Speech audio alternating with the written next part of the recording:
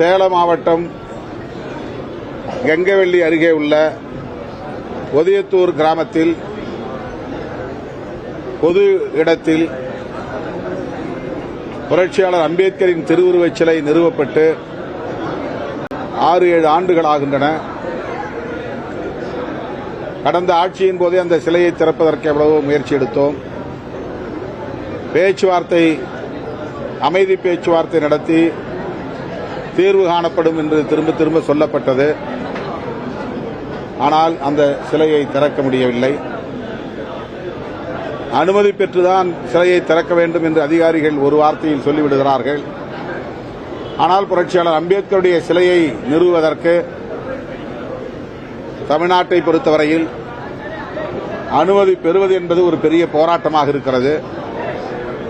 தமிழ்நாட்டை தாண்டினால் இந்தியாவில் எந்த மாநிலத்திலும் எந்த நேரத்திலும் உடனடியாக புரட்சியாளர் அம்பேத்கரின் திருவுருவச் சிலைகளை, அதுவும் சிமெண்டால் உருவான சிலைகளை நிறுவ முடியும்.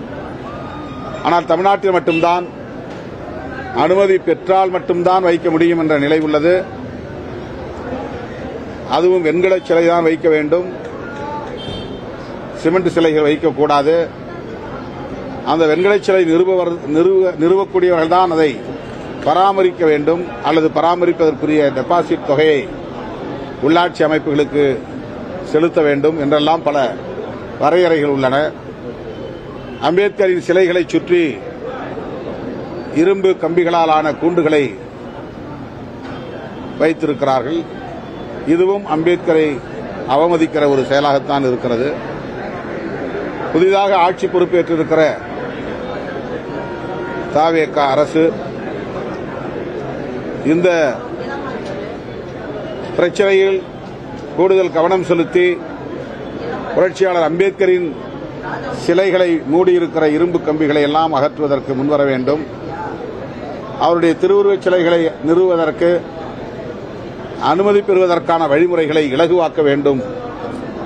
மாவட்ட ஆட்சித்தலைவரே அனுமதிக்கக்கூடிய வகையில் அரசாணைகளை வெளியிட வேண்டும் என்று விடுதலை சிறுத்தைகள் கட்சி வேண்டுகோள் விடுக்கிறது. ஒதியத்தூரிலும் விரைந்து அந்த சிலையை திறக்க ஆவண செய்ய வேண்டும் என்று தமிழக அரசுக்கு விடுதலை சிறுத்தைகள் கட்சி வேண்டுகோள் விடுக்கிறது. அந்த பிரச்சனையிலே மறியல் போராட்டம் நடத்திய தலித் அல்லாதவர்கள் மீது வழக்கு இல்லை.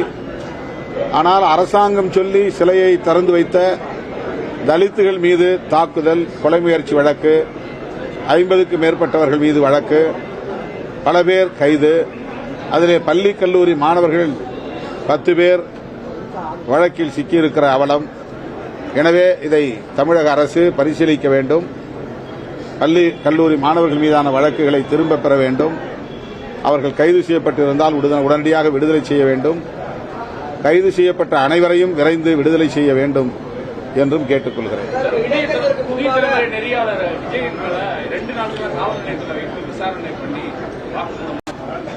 அவர் மீது